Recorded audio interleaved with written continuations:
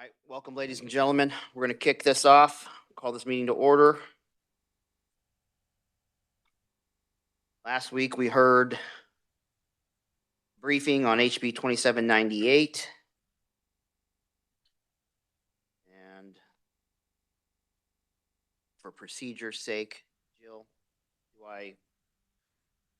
want me to introduce my motion now?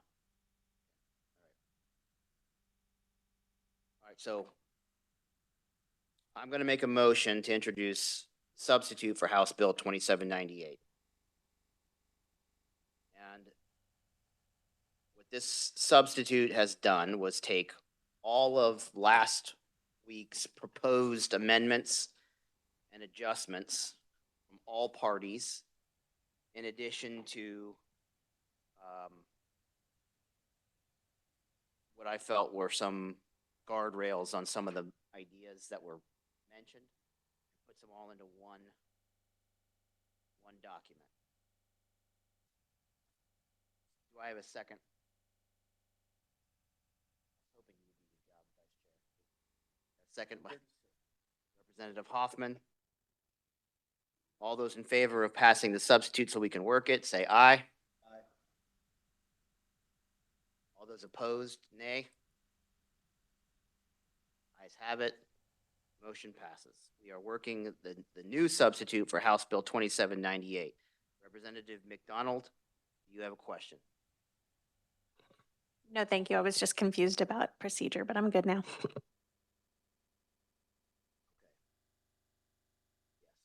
go ahead and pass out a summary and the new version of the bill. Keep in mind, these are the proposed amendments that bring everybody on board, all of the stakeholders that had opinions during the briefing. This is all now in this new document.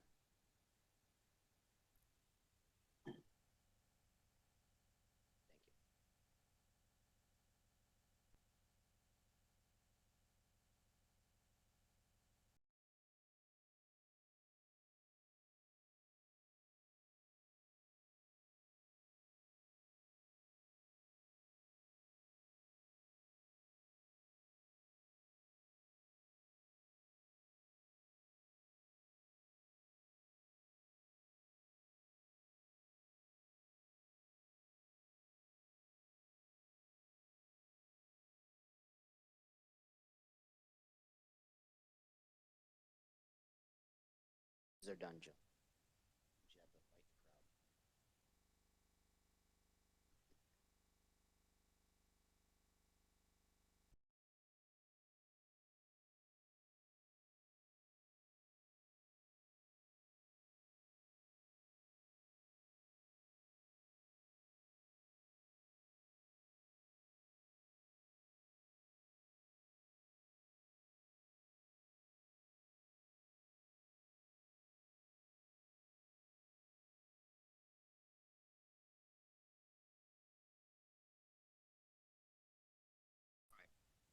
To review the summary and the memorandum, Jill Walters of the Riser Statutes.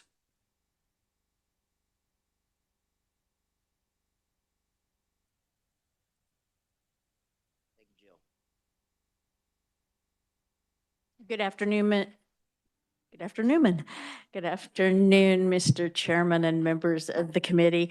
I will be briefing for you the Senate substitute for House Bill 2798. It is RS number 4303.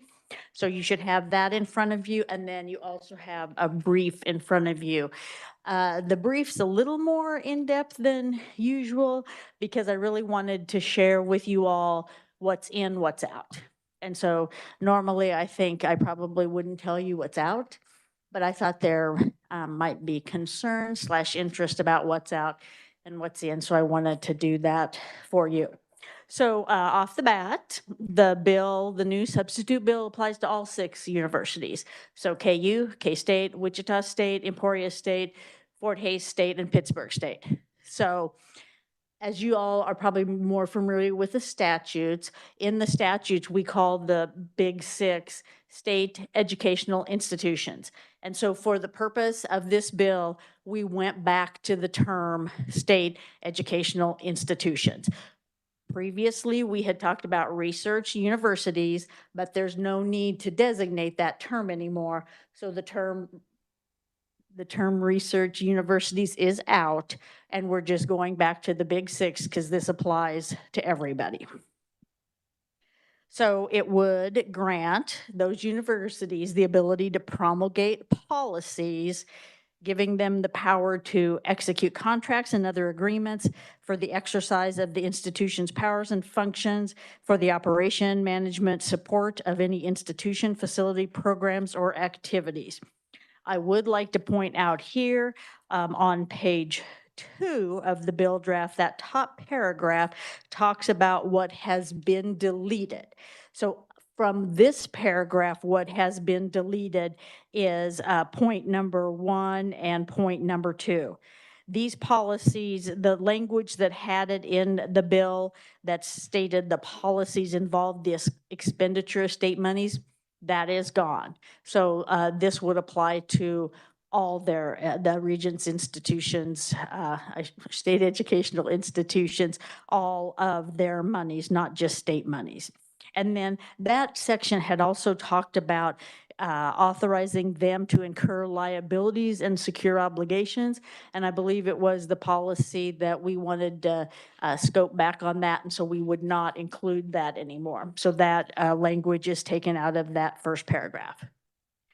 The second paragraph authorizes them to have promulgated policies to procure goods, service, materials, including construction and development services, and provide for the procurement of them for a competitive bid process.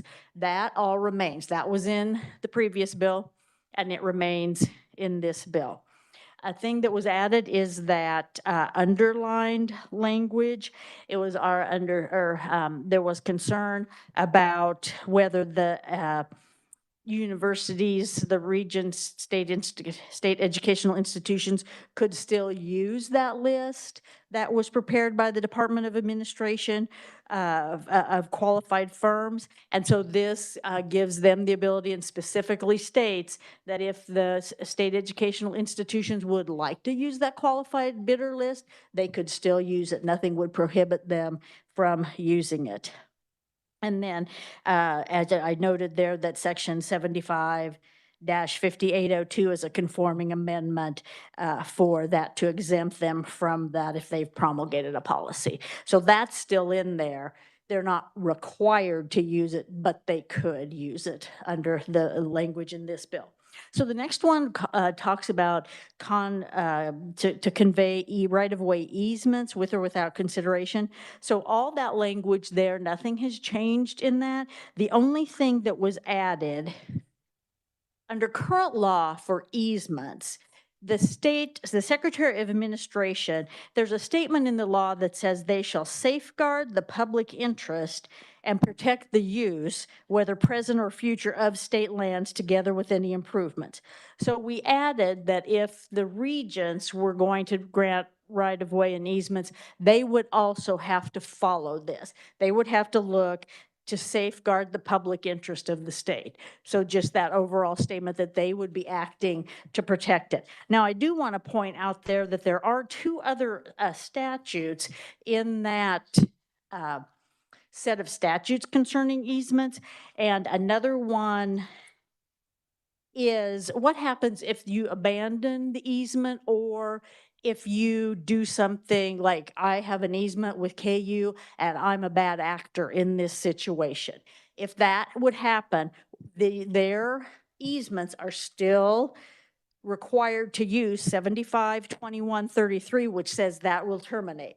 So if I've abandoned it, it terminates, and then if I'm a bad actor, it terminates. So we kept that for the language for the universities to protect the state in those instances. And then also there's a statute that says if I pay $1,000 to KU, where that money goes, and that is retained in the statute too, that it goes where the where KU would say what fund KU would say it should go in. So that is retained.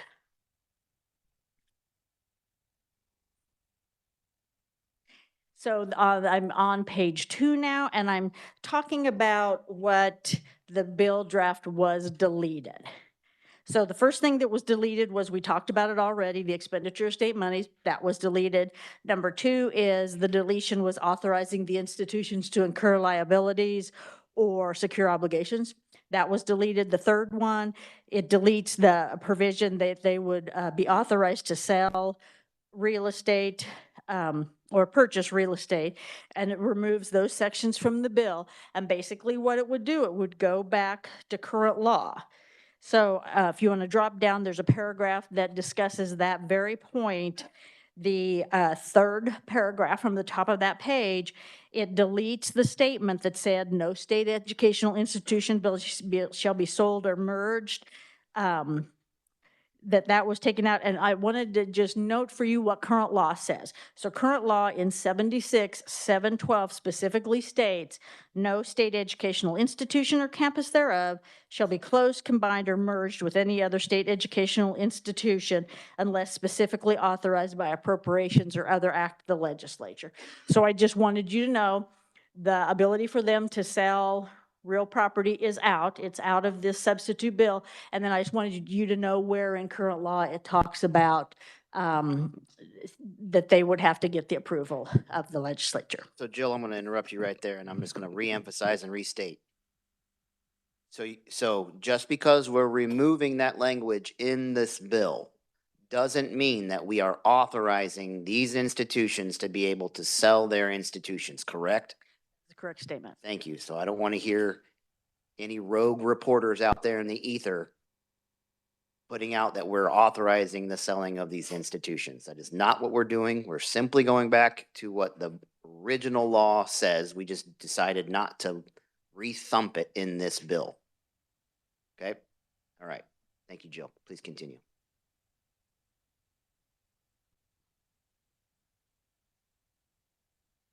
Page 2. We're on page 2. Of the bill explainer, sir. Please continue, Jill. Thank you. Thank you, sir. Thank you. The next one that I would like to talk about is point 4. The language has been deleted that authorized the institution to plan, construct, remove, or remodel buildings, grounds, or infrastructure. It would just go back to current law. It deletes the language that would authorize them to have a capital expenditure, including any capital improvement projects, planning, or budgeting for that. That goes back to current law. And then previously, it had specifically stated that each institution would follow the fire codes and the state marshal, fire marshal would inspect. And so it would just go back to the statutes that are under that now. And they would follow those statutes. The proposed bill retains the language that the institution shall not be subject to any additional policy, process, or procedure that requires the submission, review, or approval of the procurement, purchase, or contracting for goods and services or the easements. So we had talked about, remember, that in some instances, and we'll talk a little bit about it further, but just a quick overview, that the AG sometimes had to review contracts, and then the Division of Purchases sometimes actually had to sign off, and I'm sure it's electronic now, so I shouldn't be using my signature. But that they had to sign off on those, and that is retained, that if they have promulgated policies about that the AG and the Division of Purchases would not have to sign off on them. If they promulgated a policy, each institution would maintain an inventory record showing all fixed and movable property of the state.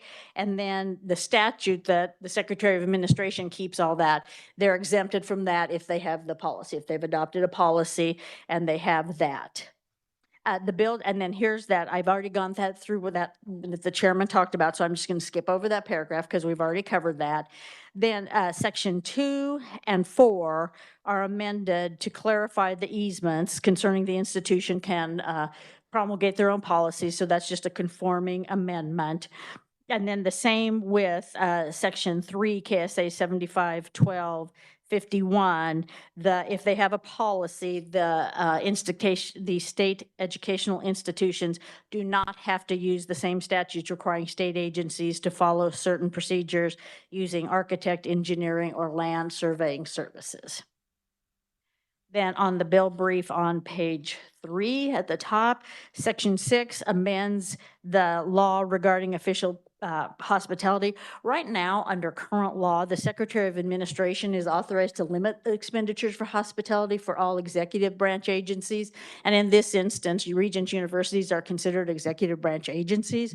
So what the bill would do is it would authorize the state educational institutions to have their own policy. I did note in here, because I wanted to remind you all that a way for you to control that even further is through the appropriation bills. For decades, there have been examples where even if it would say, I'm just, having this for an example, but if it would say that K-State could have $25,000, if their policy was promulgated and they could have like $25,000 for official hospitality during the budgeting process, you might look at that and say, that's ridiculous, they can have 1,000. And so you would put for fiscal year 27, they can only have 1,000. And so that's been going on for decades, that even if the Secretary of Administration said X, the legislature is always able to say Y or more. So I'm using the example of decreasing it, but you could increase it as well. That could happen. Then section 7 and 8 are amending, clarifying statutes to amend those statutes that we talked about the AG reviewing contracts, and then the director of accounts and reports using forms, that they would not have to use those forms, and the director of purchases wouldn't have to sign the purchase orders. They would have their own policies if they so wanted. KSA 75-37-115 establishes a Kansas quality program. And what this really does is it allows agencies to form sort of an internal task force to review their policies and see where they could be better, more efficient, save time, save money. And so those particular statutes with their structure wouldn't apply to them if they had policies that did something similar to that. And so they would have to follow their own policies, not that quality management program, quality program. It's called the Kansas Quality Program. In 75-66-06, current law authorizes the State Board of Regents to adopt policies to dispose of personal property, and then they have to follow the Board of Regents, whatever the Board of Regents say. So they don't follow the statutory law. They follow the Kansas Board of Regents. And what this would allow them to do is have their own surplus property policies if they so chose to do so. Then in 75-76-769, current law is that they are exempt from the regents, or the state educational institutions are exempt from certain statutes, and this would continue. This would still follow the policy that they, for procurement, purchasing, competing a bid, architects, negotiating committee requirements, local building codes, and requirements for the construction of building and repairs. They now have to follow policies adopted by the board. And what this would do is if they adopted individual policies for each individual university, they could follow those policies instead of the other ones. I'd be glad to stand for questions now for that overview. Thank you, Jill. First and foremost, the amount of work that you've put into this over the weekend is clearly immense, and it is very much appreciated. I can't tell you how grateful I am that you put all this extra time into this, and you've been working with me very closely, and I appreciate that very, very much. I mentioned to you earlier, but I'm going to mention to the committee as well. Going over this product versus what we started out with, I feel much more settled with it, and I think we've done a lot of good work here. So let's dig in. Do we have questions for Jill? I'm going to go ahead and start off with Representative Haskins because I know he's got 7, but you get 2. Thank you, Mr. Chair, and I concur, Jill. This is exceptional, what you did, and I appreciate it. And I just have a couple questions. In the original bill, first page, lines 31, 35, specifically 35, it was included intellectual property. I don't see that in the new bill. Was that removed? Jill?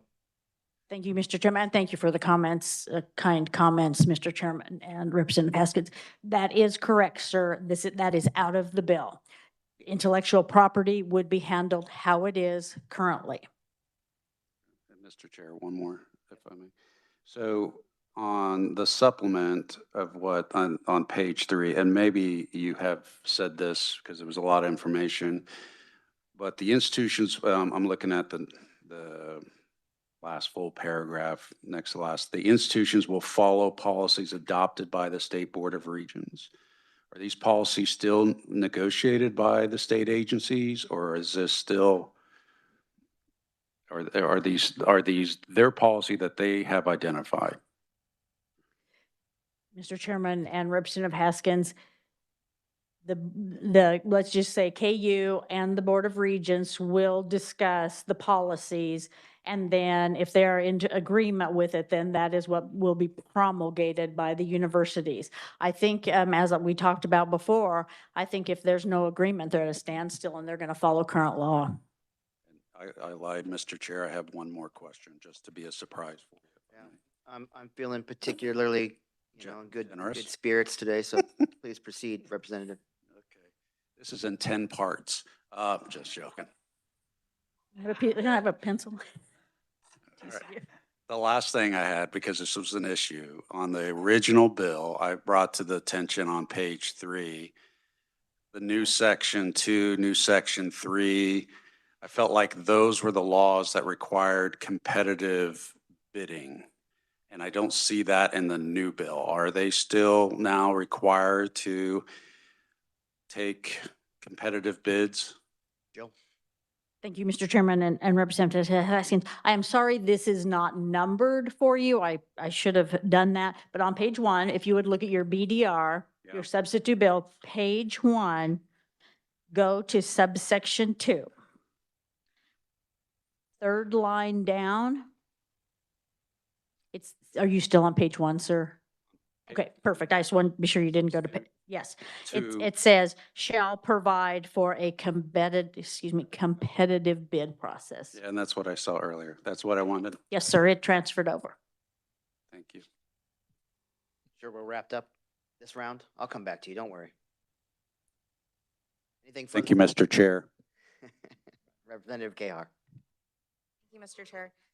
I have a handful of questions, but I think they'll be short. I really appreciate the work that's been done by the chairman and you, Jill, because I think a lot of my concerns have been addressed already. As I was reading through, could the university be given taxpayer funds to, and I think this is taken out, so just to clarify, they could build a facility or a project with taxpayer funds, and then if they sold the project, they would retain those funds instead of giving it back to the SGF.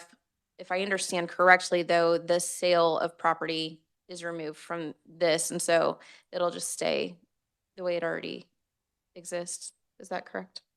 Mr. Chairman and ma'am, this doesn't allow them to sell it. So they would come before the legislature, say, we want to sell X building, and then the legislature would determine where the money goes. Typically, it goes into their, I'm going to get the wrong name of the fund. Dayton, do you remember? Yeah, typically goes to the housing fund or whatever fund, but you all as legislators control that. And you still would, nothing changes under this. I was talking about the easement, if that's maybe what you were talking about, that easement money, but the easement money under the easement statutes, the university gets to decide what fund it goes to for easements. Thank you. Follow up. Yes, please. Oh, excuse me. Since we're removing the definition of state funds, can we find somewhere in the bill or existing statute oversight to protect public funds or taxpayer dollars? And then are these subject to FOIA or sunshine laws? Jill.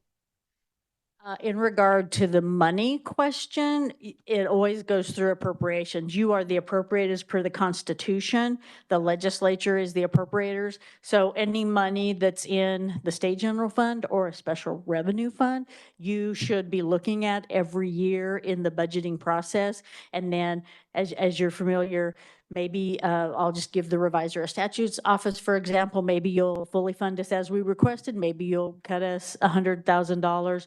You get to decide. And then the special revenue funds, a lot of times they have no limit on it, but there are dozens, maybe hundreds of examples where you've looked at it and you said, I think they should only spend 2.5 million out of that 400, or excuse me, out of that 4 million fund. You decide that, you as the legislators. And the, Oh, excuse me, and the FOIA. So if I could, in Kansas, we call it Open Records Act. So is that what, just so you and I are talking about the same thing? Thank you. I think the policies, it's my opinion that the policies that are promulgated here, open records. There should be no reason why they're not, because they're adopted by a state agency and would be an open record. I will share with you that I have looked at, if I may, Mr. Chairman, I've looked at like the regions and within a few clicks, I can find their policies. And so I'm thinking something very similar. I must say I've not done it for the individual institutions. I bet you I could, but I have looked on K-boards and I can, within a few clicks, find their policies. go ahead. So aside from the policies, the funds that are sent to the universities, would those be traced using Open Records Act or some sort of FOIA? It is going to the university from state or federal monies, yes. Now, we don't control like endowment. Like if Jill Walters wanted to give $100,000 to KU or K-State, I generally would give it to the endowment. But if I did give it to them, they could have a grants and gifts fund that they could put it in, but then you guys would see it under that situation. But in the endowment, you're not going to see those. Representative Riley, and I'm going to circle back around. It wouldn't be fair to Representative Haskins if I gave you 37 questions. Representative Riley. Thank you, Mr. Chair. Page 6, Section 5, just wanted some clarification there. I think it's the 5th line down. Yeah, 5th line down, reduced by property, trade-in, condemned, or otherwise disposed of. So talking about inventory and closing out inventory, I think you might have said something to that effect, but so if this merchandise gets auctioned off rather than traded in or disposed of, would that, or condemned, would auctioning that product, that inventory product be included? Jill. It would depend on the policies that they promulgated, sir. So in other words, the Board of Regents or the university would make that call? That would change that. Jill. Mr. Chairman, if the university adopted a policy that the Board of Regents had agreed to, then the university would just do it. And they would have to follow their surplus property rules. So, to me, let's just say we have a vehicle that's got 185,000 miles on it and they want to get rid of it, it would no longer be on inventory, and then you would have seen it from a surplus property record that they sold it. Representative Amix. Thanks, Mr. Chair. Jill, and since you brought it up as an appropriator, have we given up, we the legislature, have we given up any of our controls, our responsibilities in this agreement? Jill.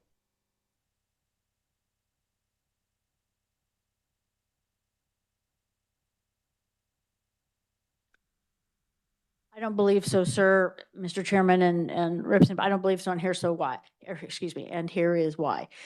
I believe that everything that you see currently, and not really in regard to money, this really doesn't change money. I mean, I realize we could sell something, but it would still be in a fund and you would be able to track that. But I mean, what I see it is instead of having the executive branch of the State Department of Administration and the Attorney General doing things, that if the university so decided and K-Board agreed, they would have their own policies, their attorneys would be reviewing their contracts, which I fully believe they do now. So I think that's, I don't want to like think that they're just contracting everybody and nobody's looking at it. I fully believe their legal department is reviewing those. Their purchasing and procurement department is reviewing that. This would just allow them to have their own policies. And then, I mean, and then you would be able to review it because I fully believe the policies would, I mean, I hate to say that they'll be online, but I just suspect they will be online. Jill, the reason that I bring that up is, and I got to tell everybody, I mean, the bill that came before us last Thursday, I guess it was,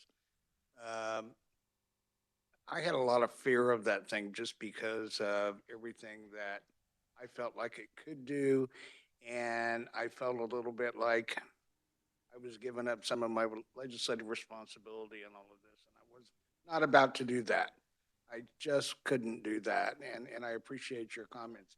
I have looked through this thing many different ways and trying to make sure that we have not done that, because that's our job. Our job as legislators and appropriators to make sure that we never give up that responsibility. So I appreciate that work. So thank you for that. So along the same line then, K-Board, it seems to me, as I look at all of this, K-Board's got to approve everything, all the policies that come forward, almost everything. I'm sure there's some things that they don't. But by doing that, if a university or you know, a state educational institution and K-Board can't come to agreement on a policy, does everything just revert back to current law? They're at a stalemate? Is that what I understand? Mr. Chairman and Representative Meeks, correct. If I could point you to subsection B, on first page, subsection 1, all of these policies promulgated pursuant to this section and have to be approved by the State Board of Regents. And the only word choice I would have corrected you, it doesn't revert back to current law, it is current law. So that in order to make a change to current law, they have to get the policy promulgated. Last but not least, go ahead. Okay. Thank you, Mr. Chairman. And as I understand, and it goes to page 2, like the 4th line down. Recent years, I've had a discussion with University of Kansas about a building on campus. Removal of buildings remains under current law, correct? Mr. Chairman, correct. This applies to easements. Okay. Done? Oh, I did have more. All right, go ahead. Rank has his privileges, my friend. Go ahead. Thank you, Mr. Chairman. Jill, when we talk about easements on state property at universities, cities somewhere along the line come into play in all of this thing. Is there anything that takes away from city involvement because a connection somewhere is going to happen with an easement or a right-of-way? Jill. Mr. Chairman and Representative, I do not believe so. We do not address that in any way.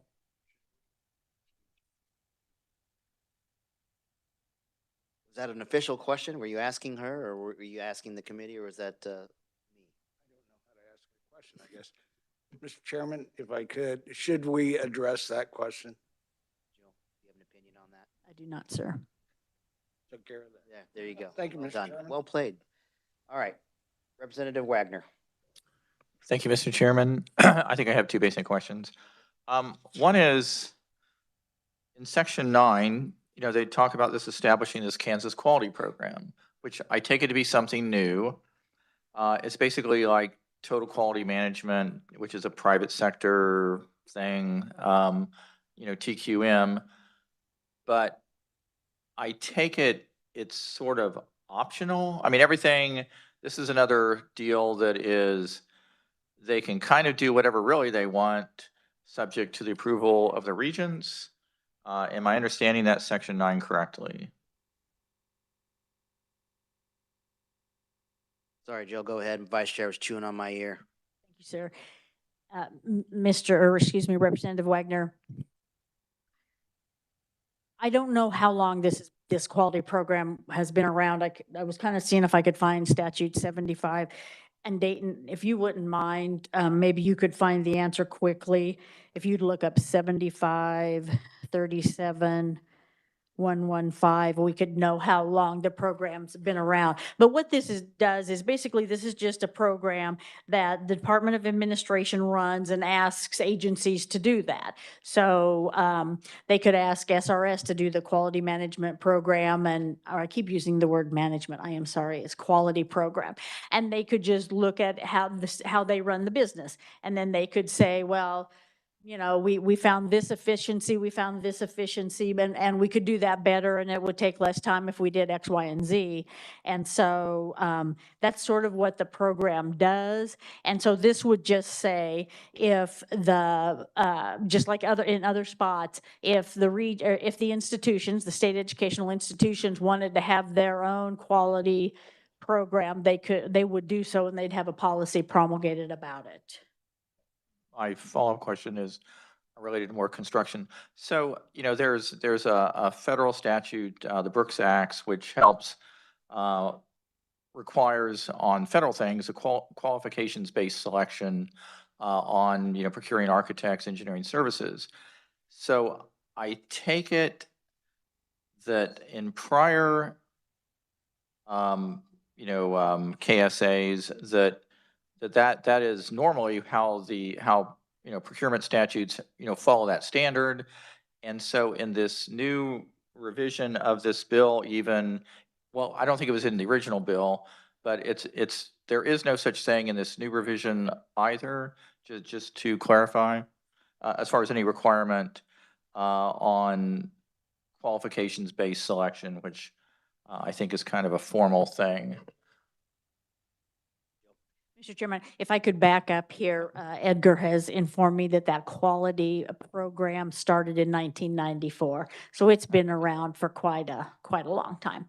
Okay. So in regard to your question, yes, there are statutes that we talked about in the previous bill and in this bill, which we are saying that, like the Secretary of Administration controls regarding architectural, land survey, and engineering services for state buildings.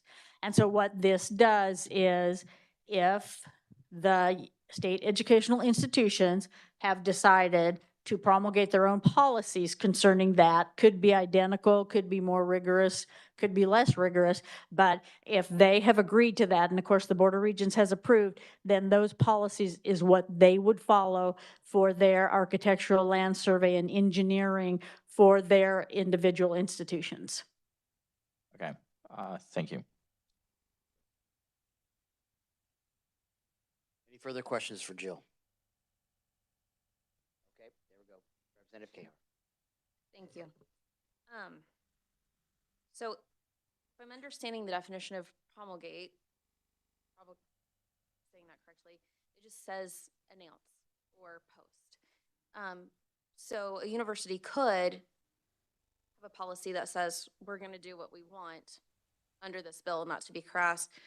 Would it be acceptable to have even leadership or somebody approve these policies instead of just saying, if they announce a policy, as long as they go by the policy they announce, then that's fine.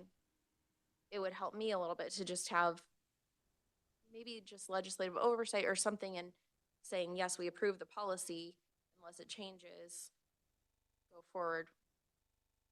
Your thoughts on that? Is that a question for the reviser or a question for the committee? So it's a question for the, Let's hold that for the committee. I'll hold it for the committee. Thank you. All right, anything further for Jill? Representative Haskins. Thank you, Mr. Chair. And the discussion on the easement sparked something. So can you just go over what is it that the universities have the right to do after the policy is approved by the Kansas Board of Regents? They can't sell buildings, they can't merge, but the easement and surplus and supplies, I'm just trying to get an understanding of what they can do now.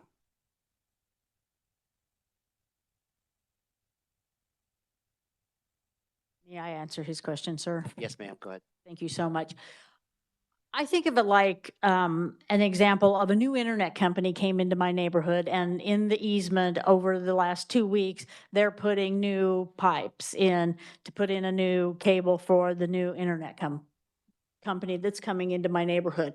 So what I envision this in, if they're having a new internet coming in, they would be the ones who would grant the easement and would handle all that. It wouldn't be the Secretary of Administration or the AG reviewing those contracts. If promulgated policies concerning this, they would be the ones who would control that.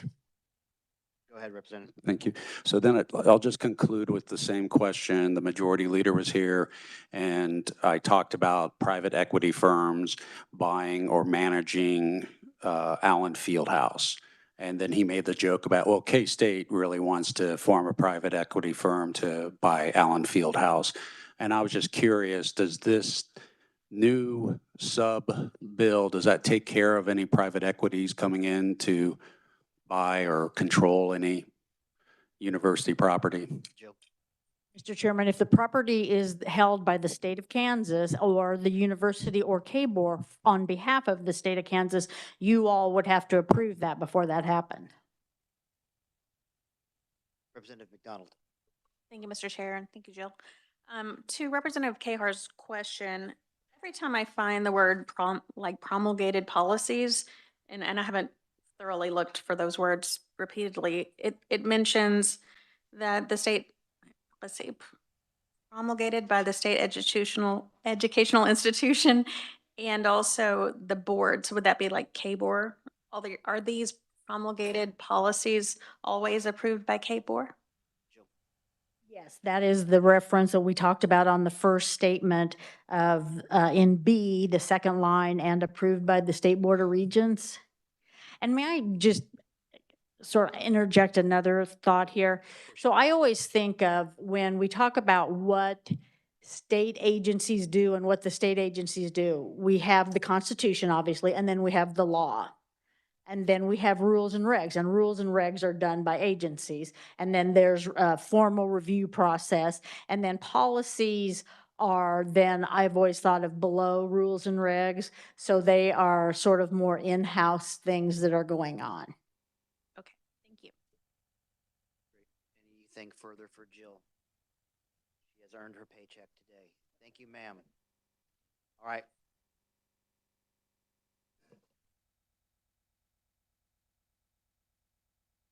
All right, so with that, we will begin discussion on the bill.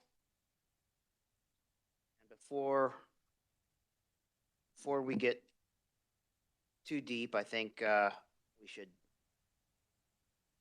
I have an amendment. I think we should add it. I think it might stop some questions before they really get started, or at least get us down a rabbit hole that might be difficult to get us back out of. I didn't ask for printed, but did you read my mind? You're very good at that. Pass out these amendments. This, yes. Well, this is it's the bill now. We've already got it's now a bill. Yeah. That's what we did. First thing.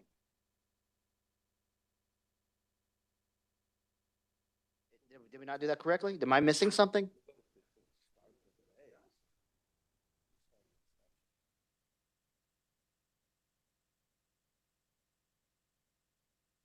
Okay.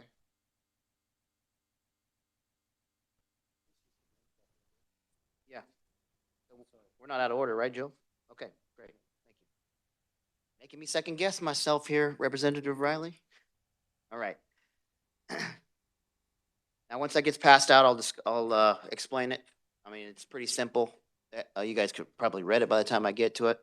essentially what I've heard is from many people on both sides of the aisle was that we just needed to be more clear about how we can access the information that is promulgated, if you will. All right. So what this does is gives the legislature clear authority to request that information outside of core requests. Okay. So as they're developing this, I have a feeling that several of us will use this avenue moving forward. Question, Representative Riley. Oh, there you go. All right. Formal motion, seconded by Representative Riley. All those in favor of the new subsection, the authorizes the legislature to request copies of policies promulgated in this process. All those in favor say aye. Aye. Opposed, nay. The ayes have it. The amendment passes. Now, the reason I did this off the bat was Representative Kahar, your question. So I feel like this gives you and this committee and future committees and the legislature access to this as this gets rolled out. There's always a route. You guys, we can always do a same thing any citizen can do, which is a core request. But as you know, those things get timely. This puts a timeline on that. So as this passes out and gets rolled out and implemented in the real world, and a new policy gets created, and we have questions from a constituent, now we can access that new policy. And as mentioned in the explainer, these institutions, specifically, I can speak for KBOR, they put these on their website and they monitor them, and they keep them active, right? And the institutions will as well. Now, we can sit here and pick on their web portal all we want, but this way we can actually get to the information. All right. Further discussion on the bill. The substitute. Representative Fairchild. Thank you, Mr. Chairman. Why did we take out the section of the bill that allows them to buy and sell property? Because I feel like they always have to come to the legislature whenever they want to sell one of their buildings, and that always passes unanimously, and I think it just ends up being a waste of time. So I thought that was a good provision in the bill to just let them sell their own buildings. I'm just wondering why that was taken out. Great question. The clear answer for this one is in discussions with members of our caucus, as well as members of the Democrat caucus, the same thing, the same response kept coming up. Why would we release our legislative control over structures that taxpayers have been funding and maintaining for decades and decades? Why would we just let that go without a legislative process? And in the discussions, there were really no clear reasons, and that's a legitimate response. I mean, like this millions of taxpayer dollars have gone in maintaining these structures. It should be up to at least the representatives of the people to say, okay, you can get rid of that or modify it or whatever. If there's a better route to do that still provides oversight of the people, then I've yet to see it. But that was what came up in discussions. Does that answer your question? Well, I mean, these bills are never controversial because they always pass pretty much unanimously or close to unanimously. So it doesn't seem like there's ever any disagreement whenever one of these universities comes to us and they want to sell a building. It doesn't ever seem controversial. I don't see the point of it. That's fair. That's fair until there is, right? The people still have the power over what their investments are in. Representative Hoffman. Thank you, Mr. Chairman. I wouldn't say that they're always not questioned. I mean, I can remember a certain building at KU that I think it went a couple of years before we agreed, or maybe there was a different plan to do something with it. And so I think it's good that those are assets of the state. And so I believe that the legislature should decide on whether we sell them or do something different with them. Plus, it also gives the appropriators the ability to decide on where that money should go. Usually it goes back to the state, back to the university, but there's always that discussion can be had too. Representative Amix. Thank you, Mr. Chairman. And it was just like the question that our colleague from Shawnee County brought up a little bit ago about the sale of Allen Fieldhouse. Here is an iconic building, as all of them generally are across our universities. But we want to make sure that we remain in that control of something that was paid for long ago by taxpayers. I think it's an important process. What we've done. I may add, Representative, that in that process, we did remove several layers of red tape through the D of A and the Attorney General's office, which is the intent of the bill, is to accelerate the process, but without accelerating it so much that we become irresponsible, if that makes sense. Keep in mind, as we were hearing all of the explainers, remember back to the original bill brief when we heard how many levels and layers of red tape that they had to go through in order to gain progress on any of these things. We've removed, and they remain removed in this substitute, several of those unnecessary layers. Any further questions on our bill? Representative McDonald. Thank you, Mr. Chair.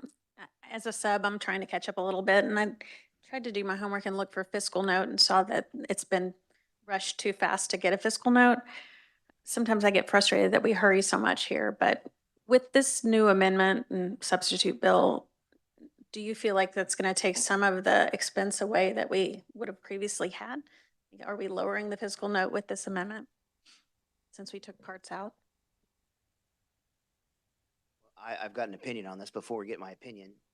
Jill, do you have any hard evidence for the representative's question? My opinion is that this particular bill with this particular language would be very difficult to come up with any fiscal note. But what you can see is the evidence that at least I've dug up in my own homework, what the removal of these processes would save the institutions and thus the taxpayer. Now, an example used in early discussions of this was the money we could have saved about $25 million in the construction of KU's football stadium, with the amount of red tape that they had to jump through, which extended deadlines, which reached deadlines. That is one example of, I'm sure, dozens and dozens over the course of the years that this would then assist with.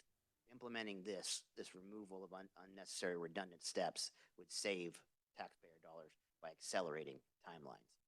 Does that partially answer your question? I think that's helpful. I've just been trying to glean, like, what exactly are we trying to do? And I have heard you say efficiencies and take away barriers to getting things done in an efficient way. So when we look for a fiscal note, we look at the expense to the state.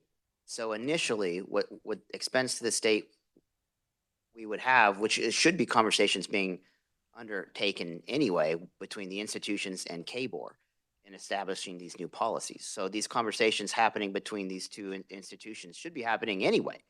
So I don't see additional expenses coming from conversations that should be existing. Other than that, the only thing that I've been able to at least pinpoint in conversations is that the website will need updated. So unless I'm missing something and the committee can enlighten me, I think that would be the impact to the taxpayers. Okay, thank you. Anything further on the bill? Representative Wagner.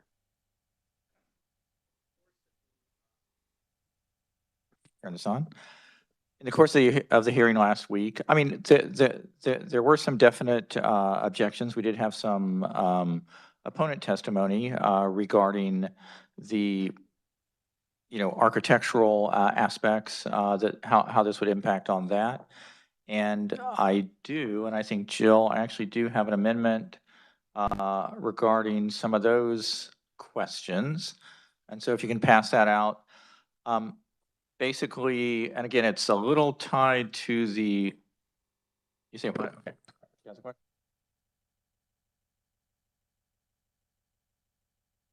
Right, we have to, just one moment.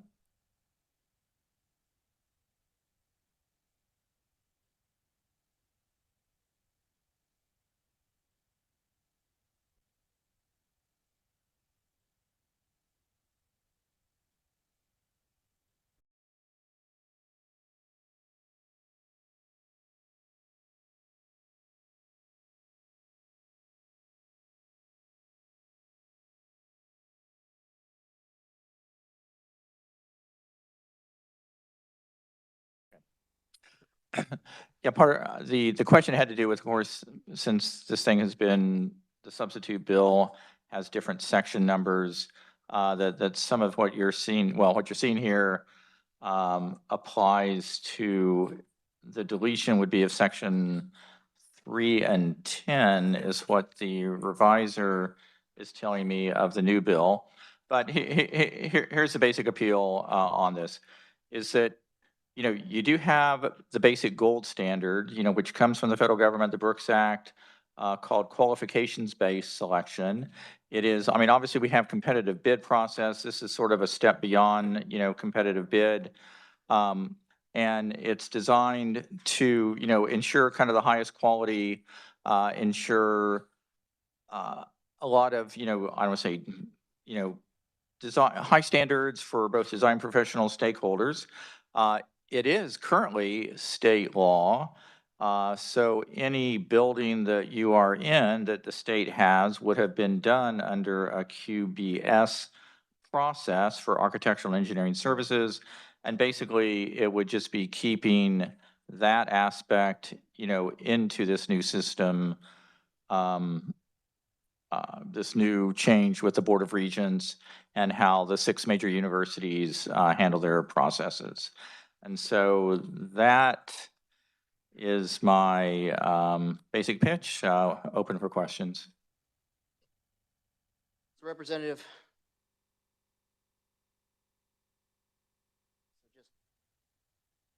So as I understand, it's just, this is it. This is all you got, right? This is it?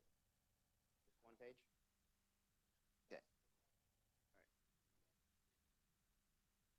All right. Yes. And the sections are now different. In the new substitute, it would be sections 3 and 10 would be the ones that would be the relevant, would make the same changes that were in working from the original bill.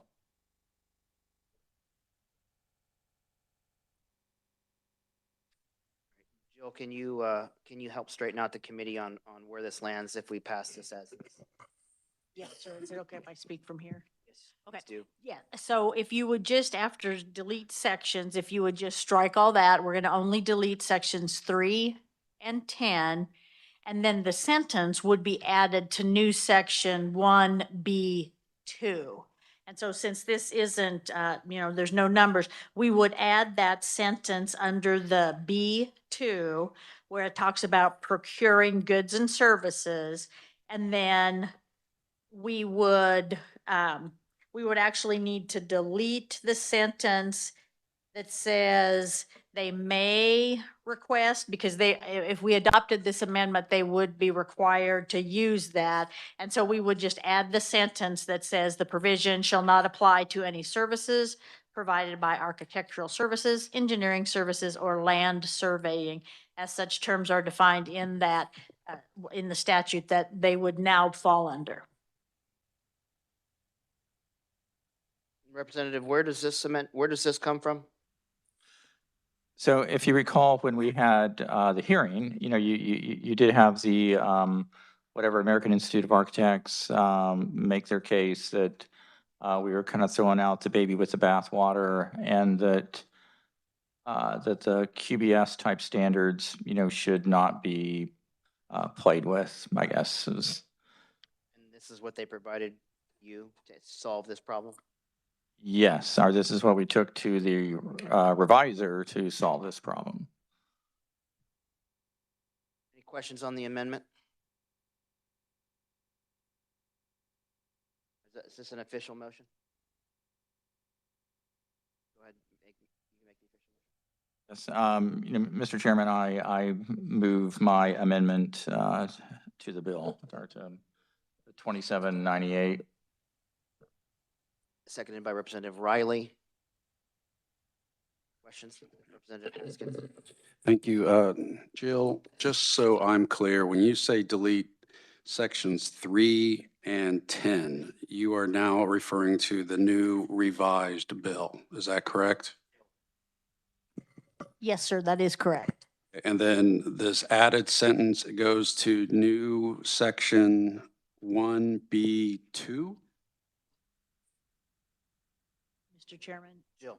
That would be correct. We would be striking the sentence that pursuant to the promulgated policy through and amendments thereto, and we would be adding this new section, the provisions of. And Mr. Chair, if I may, You may. by deleting sections 3 and 10, which gives us definitions, what is it that we're gaining with this amendment that would sacrifice all these definitions? Jill?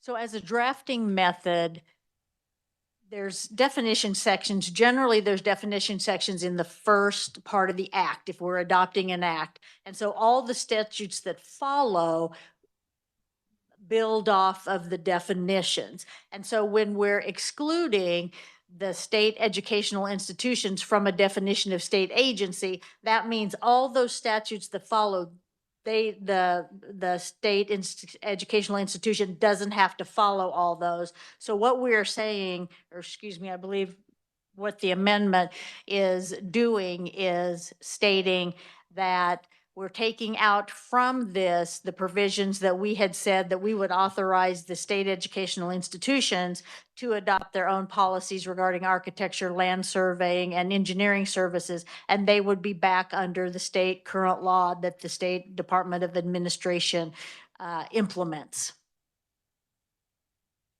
Does that answer your question, Representative? Any further questions? I will say this. I will state that this is frustrating, and I'm trying to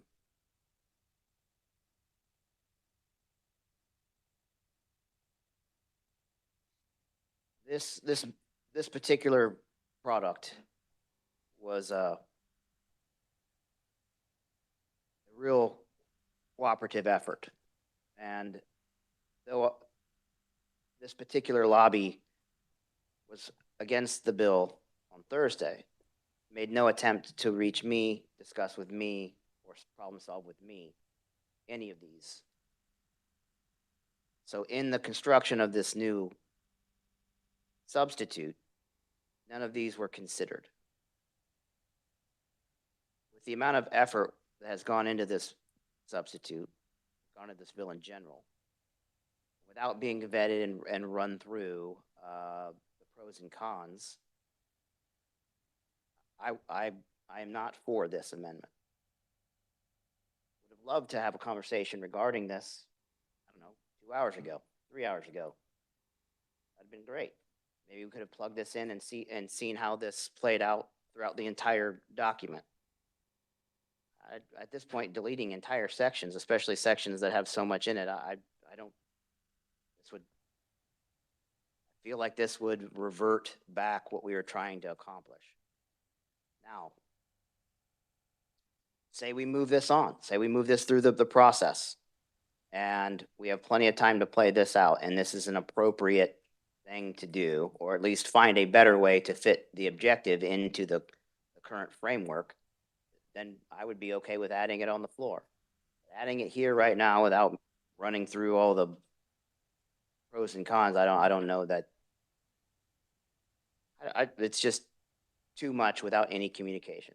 I wish we would have had a conversation about this sooner. This is why I asked in the very beginning of this, of our time on committee, that if you've got ideas, you want amendments, let's have a conversation about it.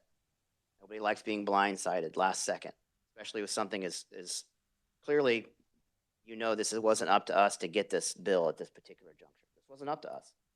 If you've noticed something in our committee this entire year, is we're given the hard thing. And we've done an excellent job of getting the hard thing across the line even when it's uncomfortable. This is an amazing committee and we've done amazing work, even when we didn't agree.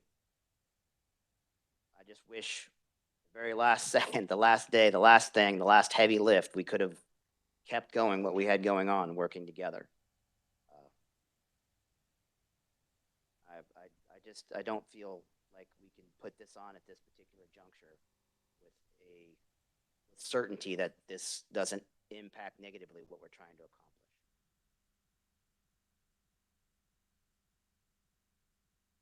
Representative Amix.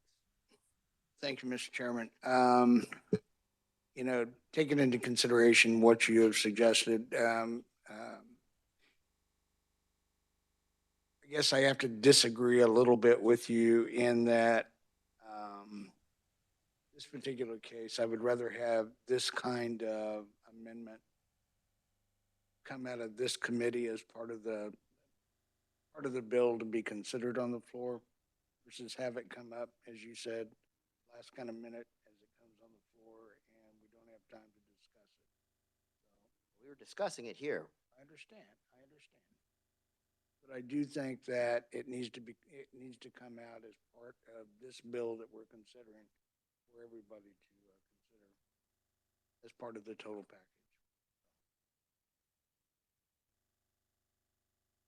All right, Representative Wagner.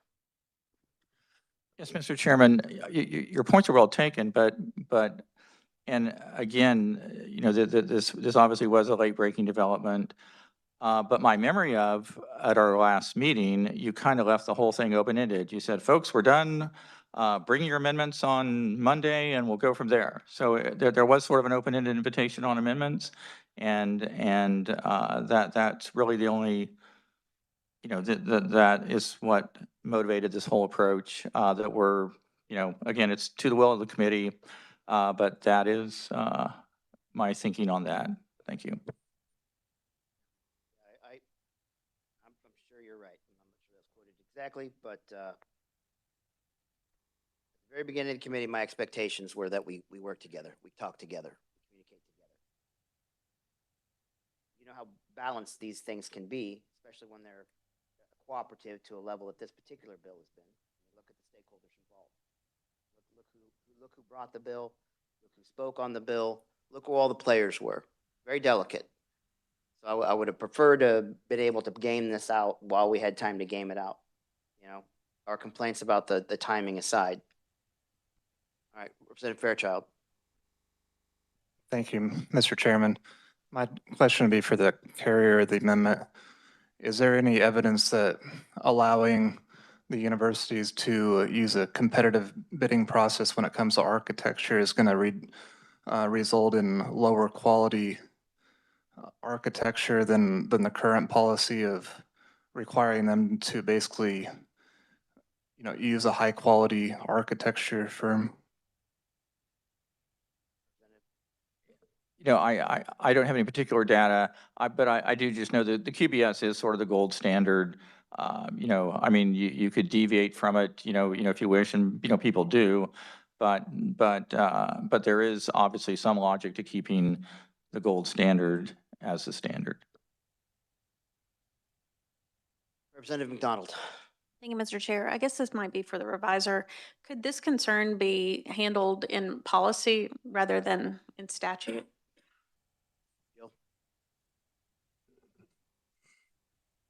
I believe that is what, if you would adopt the bill as it is and not adopt this amendment, I think that's what you're doing. You're saying they can adopt, excuse me, they can promulgate policies to do that.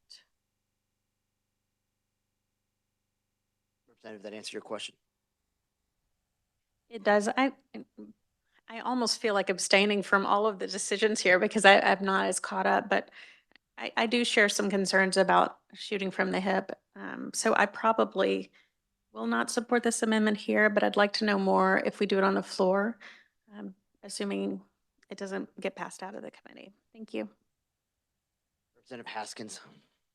Yes, thank you, Mr. Chair. I just got a notification by someone watching that it's hard to hear you. And if you could speak into the mic. Speaking any louder, I'll start yelling. Tell them to turn their volume up. I'm just reporting. Anything further?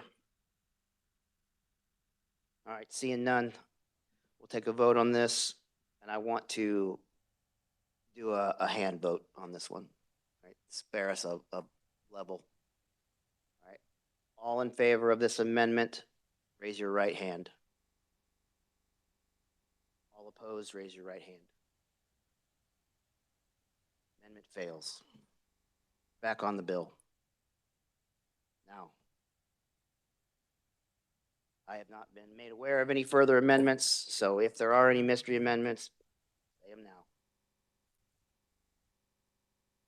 Representative Kahar, the question.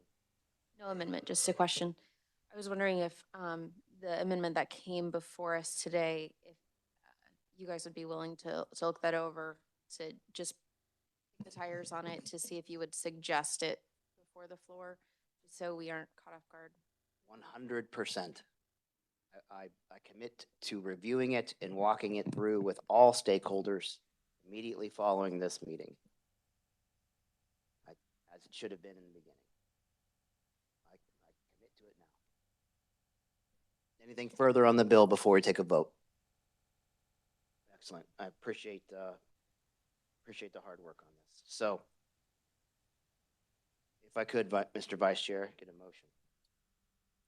I move that we pass out substitute for House Bill 2798 as amended. Second by Representative Riley. All those in favor, say Okay. aye. Opposed, no.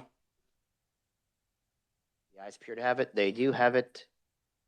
Substitute for House Bill 2798 passes. Anything further, Jill? Nothing from you.